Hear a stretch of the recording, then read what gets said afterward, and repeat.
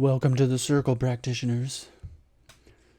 Today I will be recording my contribution to Grey Army Gaming's,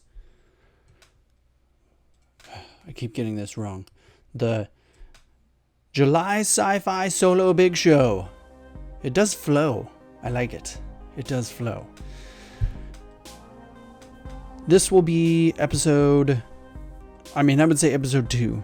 I forget what he labeled it, but Grey Army Gaming started it off, the story that we had. He did it based off of the Numenera setting and based off of some of those rules as well. I have decided that I will be using the Stars Without Number rule setting and not the setting, just the rule set for this. For those of you who don't know, Stars Without Number is Kevin Crawford's sci-fi baby that he made. The first game that I'm aware of that he made was Scarlet Heroes, which is considered an OSR game. I think one of the big things that has drawn it to me and that I really like about it is he has a wonderful solo section at the back of it. The setting of it is also really great. And I think that Scarlet Heroes was a great product. Stars Without Number, even better. After Stars Without Number, he went on to make Worlds Without Number, is the fantasy version of what he makes here. And then Cities Without Number is like a superheroes version. The cool thing about Stars Without Number is that the GM section of this book is great. One of the best GM sections that I've read through. One of my favorite ones that I've seen. And part of the reason is that he gives you lots of different tables and generators to work with as a GM. So like these are all names, different theme names. But then one of the things that I love that he did is these one roll dealios that he made here. So like he's got one roll NPCs. You take a D6, 8, 10, a 4, 6, 8, 10, 12, and 20. You roll them all together and it gives you everything you want. Like for instance, on the NPC, it gives you age, background, their role in society, their biggest problem, their greatest desire, and their most obvious character trait. All in just one handful. One handful of these babies. One roll patrons, all sorts of stuff. And then also in the GM section, he's got this wonderful system set up for creating worlds and systems. I'm not finding it right now. It's around here somewhere. It's not right here, but it's in here somewhere. I think it's in the societies section of that. Yeah. And it's also equally amazing and walks you right through everything. In addition to that, people have created a website called, I don't know who created it. It's a wonderful website. You should go visit it. You should use it for any sci-fi game that you're using in which you're traveling between systems and throughout a sector. The site is called Sectors Without Number, and it uses all of the generation tools that Kevin Crawford wrote in Stars Without Number and allows you to customize as much of a sector as you want, but also allows you to randomize a lot of it too. So it takes a lot of the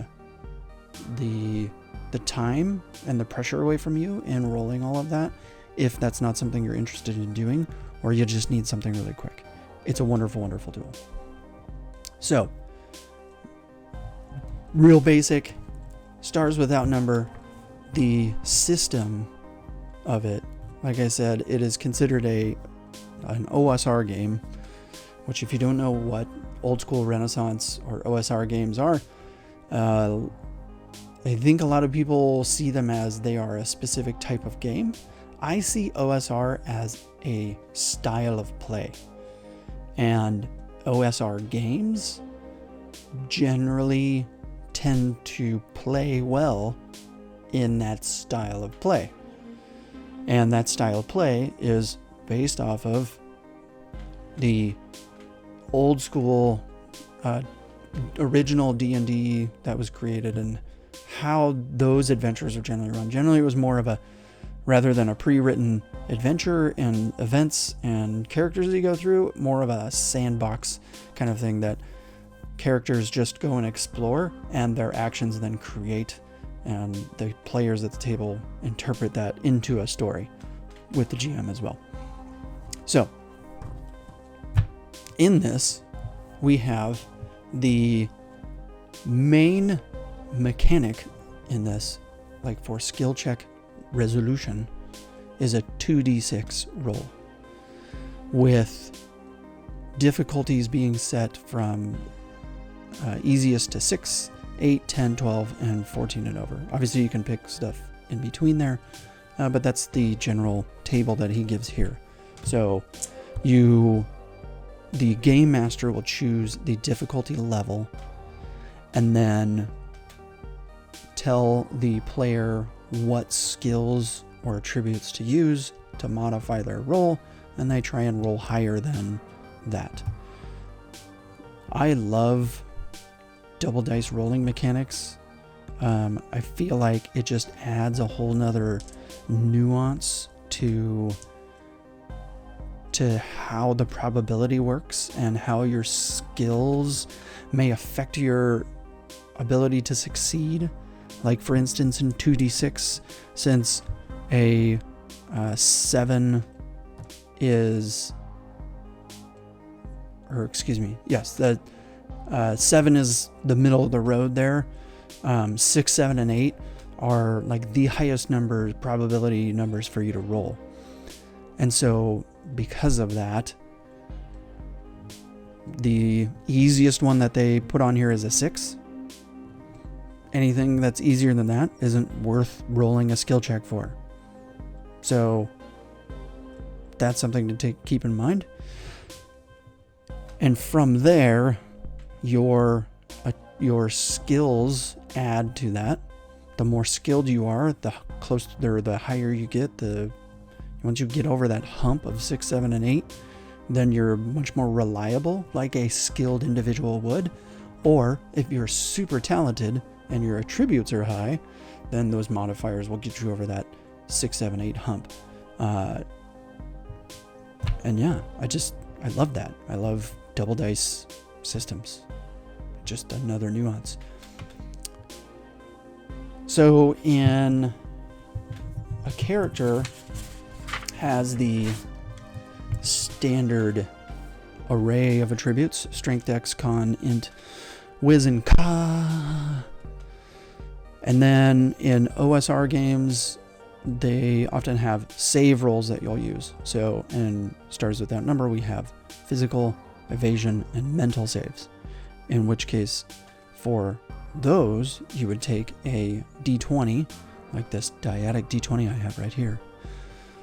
And you would say I was trying to make an evasion roll, trying to avoid danger, and I'd roll that, and I would get a 10. Right? The solid's the first.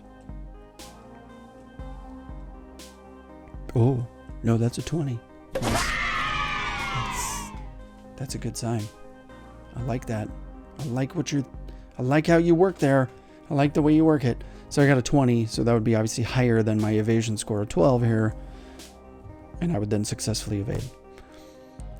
The primary attributes, strength through ka, you get your roll your score for it at the beginning with 3d6, and then you interpret a modifier from that. Skills are marked 0 through 4. 0 meaning that you have the basic amount of training, or it's a hobby maybe, and then 4 being like you are the best in the sector at whatever that is. Nobody's better than you, better than anybody. If you don't have a score in that skill, and that means you're just untrained. And for skills, you take a -1 anytime you roll it.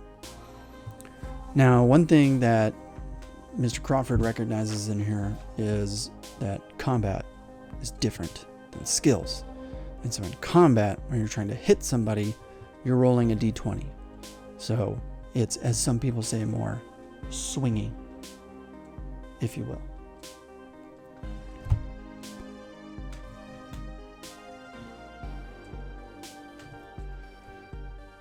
So, without further ado, we're going to get specifically into where our hero is. So, our hero, Vector X, human male, is part of the Underfolk, based off of some of the skills that were listed out for him, as I converted him into Stars Without Number. Essentially, I have used the heroic character array for attributes and put them in to the higher scores and to how he was described. And then for the skills, I made him a level 2 character, because in Stars Without Number, level 1 characters are pretty darn squishy, so you don't really get much from there. He's got the criminal background, not because he's a criminal, but just because of the skills that he needed to have. And the class he is an expert/warrior. So it's not multi-classing, but it's something you pick from the beginning in this game, in that he half-asses both of those skills, is essentially what he does. And gets some benefits from being each one of those classes. The equipment I got from the last episode, he's got some tools, light armor, and a couple daggers. And I put those in there, but then also I gave him a compad. Who wouldn't have that in a sci-fi setting like this? I gave him a bandage, a thing of rope, a climbing harness, because he's a sneaky kind of dude, and he's in an urban area, so he's probably going to want one of those. He's got a glow bug, which is a little sticky flashlight thing, and a power cell to go with it. He's also got that note from Professor Drawden. So I was left with the scene in that Vector X, last we were with him, he had gone to the Telenar library to meet with Professor Drawden, who had left a note for him, urging him to come meet him here in secrecy. He had to talk to him about an expedition that he was urging him to come on him with. And as he approached the library, he saw there was a ship that was actually over the library that he didn't recognize who it was from. He was able to sneak into the library without being detected and briefly met with Professor Drawden before he was killed. Dun dun dun! And the plot thickened. He saw that he had a bag of seeds in his hand before he died, or as he was dying, one or the other, and he was killed by some swarm of little buggy nanobot things or whatever that just kind of infiltrated his body in bad ways. And as Professor Drawden was breathing his last sigh of life and collapsing in front of him, local authorities had then broken down the front door and were running into the building. And I'll tell you what, if I were a betting man, I would say he's being set up.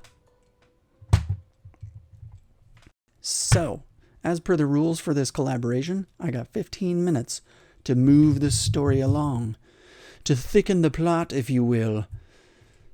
So, let's begin.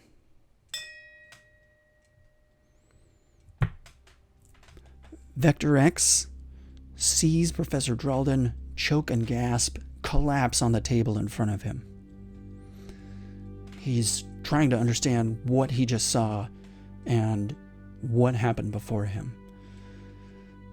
This swarm of little bugs or nanites or something that just came over Professor Dralden certainly has spooked him. However, one thing noted is Vector X has a nuanced understanding of the mysterious and the illusory. And so I'm just right off the bat, I've got a skill check to do, and there's a skill of know. I gave him a level 1 in that because he's supposed to be nuanced in that, so I figured that would be appropriate. So I'm going to roll to see if Vector X recognizes what the heck this was that just killed Professor Dralden. And I'm going to say it's a level 8 skill check. So if we roll that, that's going to be a 4. And no is +1, gives us 5. And his intelligence is 0. So he doesn't recognize it. That only gets him a 6. He's not exactly sure. He knows he's heard of this kind of thing, of people being able to have these kinds of powers, if you will, to control these like nanobots or this almost magic around. He'd never seen it before, and he'd certainly never really heard of it being used in such a malicious manner. But he's got to act fast at this point in time. He looks around to see if he can see what he can see. If he sees who did this and what's going on. And that would be a notice check, which should be wisdom and notice. So that's +1 for wisdom, 0 for notice. I'm going to say it's going to be, oh, that's right. This is going to be a opposed check. So I figured local authorities are going to be in there, so I have a stat block for a police officer, and then also whoever killed Professor Dralden is in here, that assassin, so I have a stat block for them as well. Their skills are +1, so we're going to take 2d6 for them, and we're going to see who does better. So Vector X with the black die has got a +1, and then the assassin is trying to sneak, which is a skill on here too, and he is also a +1. So we'll see who rolls higher.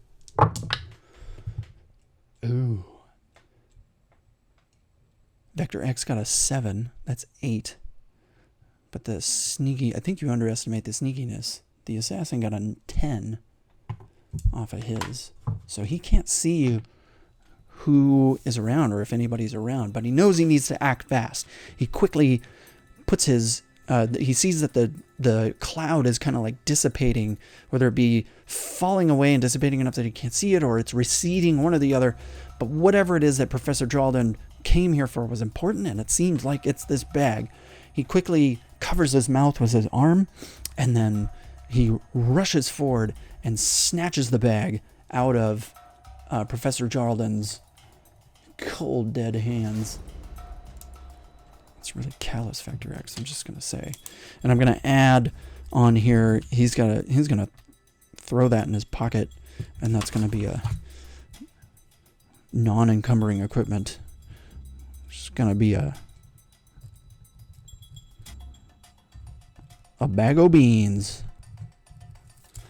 I don't know why people don't use the friction pens more often, especially on camera. This is way better, and it still erases and whatnot like a pencil, than trying to see a pencil on the paper. Anyway, sponsor has been dimed out. Anyway, so he goes and he snatches the bag of beans and quickly recedes back into the shadows of the bookshelves of where he is. And he realizes, he knows someone's out there and he doesn't know where. And so he's got to move quick. So he starts moving, but at the same time, he's also reminded as he hears the hut-hutting of the police officers who are running around through the lobby downstairs, and he can hear whoever the sergeant is that's in charge of them direct them. I need 2 men up there. I need 3 over there. Nobody leaves this building now. That exit in the back, somebody get to that too. And he's directing them all over the place, and so he knows they're looking for him. And this is bad news. He's got to get out of here. And he's got to get out of here quick. But he's got to get past these police officers. So he's up on the 2nd floor in the library, is where he met the professor. And he is going to he's going to look around and see, is there another, because he snuck in through an air vent. I'm just going to, okay, I'm going to use the fate mill. Patent pending. And I'm going to see, is he able to get back out of the air vent? Like, is it possible for him to get there, or is his way blocked? And that's going to be a maybe. Maybe. So he doesn't know. He doesn't know if it's blocked or not. Because he's on the opposite side of the library now. Okay. So he had to move so far away from that air vent. There's just no telling whether it's blocked or not. He's got to make his way all the way back over there. But officers are coming up from both sides. So I'm going to say our officers is the law enforcement, are they coming up? And are they going to be in between him and that air vent, is the way he came in? Yes, and oh my gosh. All right, that's not good. That's a 20. That's not good. All right. Not only are they coming up, they're going to say, and they're already there, and they've identified and seen how he got in. So they know he came in from that air vent. And so as he's moving through the bookshelves across the second floor, and he can see, and he hears them holler out, and he's like, "Oi, this air vent's broken. We can see you came. This is where he infiltrated from." And then the officers on the other side have now come up, and they found Professor Drawden. That's the other and. They found Professor Drawden, and they say, "We've got a citizen down over here. We need medic, Sarge." And they call out to the guy in the library. And so now they're on it. Now they're super on it. Sarge is calling for more units now. And man, what's Vector X going to do? He's like sandwiched between these officers. So he goes to go closer to the lobby area, and I'm imagining like there's the front entrance, and then there's the front entrance, and then this front entrance is like a giant like grand entryway, like 2 floors deep. And so he can get up into a railing inside to look down and see how many are down there. Is it just the sergeant? Is it just the sergeant down in the lobby? No. And that's a 2. Oh my god. Couldn't have been worse. No. And they're already looking around with flashlights. He's gonna have to try and hide. Like, they're shining flashlights up on that balcony just where he's trying to peek his head over. So we're gonna have to do, this would be a save. We'll do an evasion save. We'll use our diadic d20 here. So the outlines are 1 through 10. Or no, the solids are 1 through 10. The outlines are 11 through... No, the solids are 11 through 20. I need to know my tools. And the outline is 1 through 10. Okay. Evasion save, which is a 12. He's got to beat a 12. God, that's a 5. He doesn't beat it. So they flash it over him, and they see him, and they call out, "We've got him! He's up on the balcony!" And they point to him up from the lobby, and they're shining like 5 flashlights from the lobby, all like shine up towards him as he like quickly like ducks back again behind one of the bookshelves. But it's too late. He already hears officers that are coming from one side or the other. We'll say solids. It's coming from they're coming from where the air vent was, and then outlines are coming from where Professor Drawden was. What did I say? Air vent, right? Dang it! I don't remember what I said. Solids. Oh my gosh, we're gonna do it again. Solids are coming from the air vent. Outlines are coming from Professor Drawden. Oh, we'll have to watch that again and see how it goes. Outline solid from the air vent. He's coming from the air vent. All right, cool. He's coming from the air vent side. I'm gonna say they don't see him yet, but he's not gonna be able to move from where he is without him seeing him. And I'm going to say he's going to push past him. He's going to wait for him to get closer, and then he's going to try and move past him. Now, the police have stun batons, is something that they have. And Vector X has a special ability, a special foci, where he can move around between combatants. And in Stars Without Number, they have something called shock damage, where if you miss with a melee weapon, it can still cause some damage, and that's the shock of, like, you know, almost getting hit or barely getting hit and stuff like that. Melee damage is messy. Melee's messy. So he's going to try and move past him, and we're going to use, because he's trying to move, but he's purposely doing it, so we're using attributes. So it'll be Dex and Sneak. Ooh, he's really good at that. So that's +3. And then he's just trying to notice him. I'm going to say it's +0. It's not a particular skill that a police officer is good at, necessarily. Some of them are. All right. Ooh, man. So Vector X got an 11, +3 is 14. Oh, yeah. It's too easy. So he gets... he's able to get right past him as the guy's running towards him, and he's like does a like switcheroo on the bookshelf, and he's able to run towards the air vent. And as he gets towards the air vent, now I had a plan. This is where he's gonna meet someone. He's gonna meet somebody. So he runs towards the air vent. He sees there's one other officer that's watching the air vent and like looking around for evidence, and there's another officer that's kind of watching his back and waiting to see if that other officer that ran out there finds him. So he's kind of looking for him. So we're gonna sneak in again. So again, the red's the police and the black is Vector X. He's got a +3. He gets 5 +3 is 8, and he got an 8. Ooh, it's a tie. Tie goes to the hero, for sure.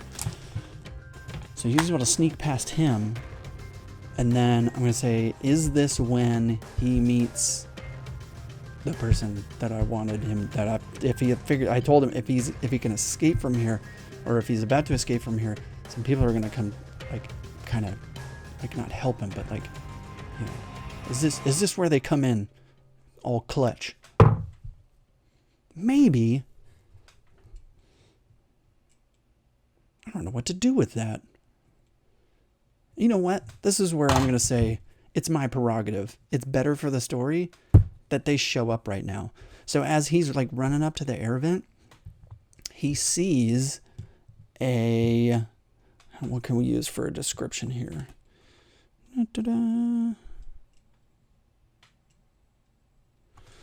Is it a brutish person? Brutish. No, it's not a brutish person. And in fact, they seem very stealthily, sneakily, just like Vector X is. As he's running towards the air vent, he gets past one of the officers are coming at him, and then he sees, like, in the shadows, the officers are standing there looking around, and all of a sudden their flashlights just drop to the ground. And he's like, what just happened? And he stops where he is at the next bookshelf, and he's peeking around. And as he's doing that, he feels on his shoulder behind him as he swings around with his daggers in his hands. He's like, who's that? Whoa. And he sees or smells the stink of death. Ooh, jeez. That's a little heavy. The stink of death. They're just stinky, I guess. And they hold up their finger and they say, shh. And then they point back towards the air vent, and then they walk out, or not walk out, but they get over to the air vent while they hear more officers yelling and screaming. And like, did you find him? No, we haven't found him yet.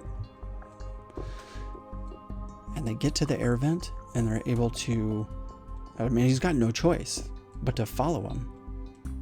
because he doesn't want to be captured by the police. He seems to be getting framed for Professor Geraldin and his death right there. And so then he follows them to the air vent. They like motion for Vector X to get up in the air vent and get out there.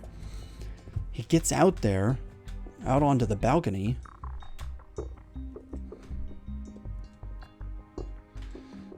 Out onto the second balcony is where he snuck in before, whichever side it was. It's away from the main entrance.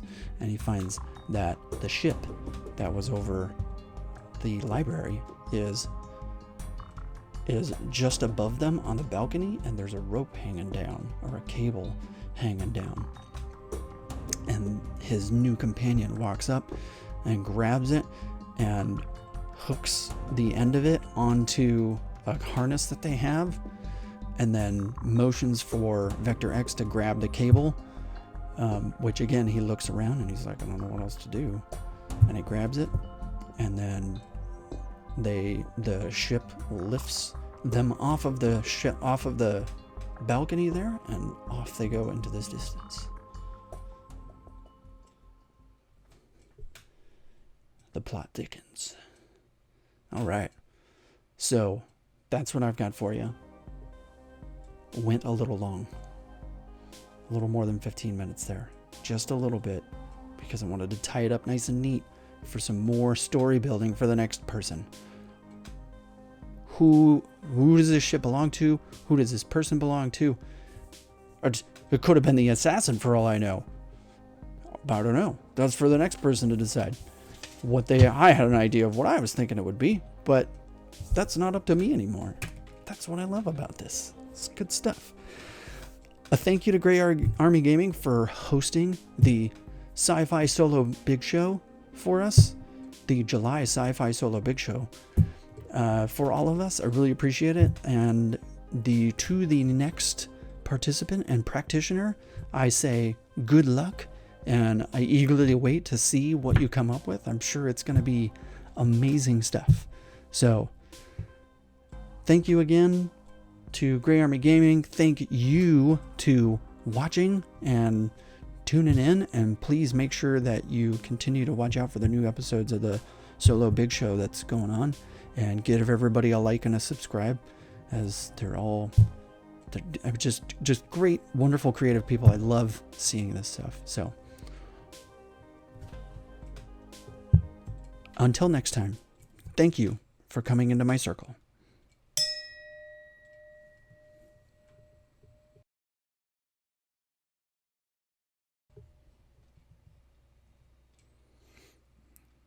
Okay. Here we go.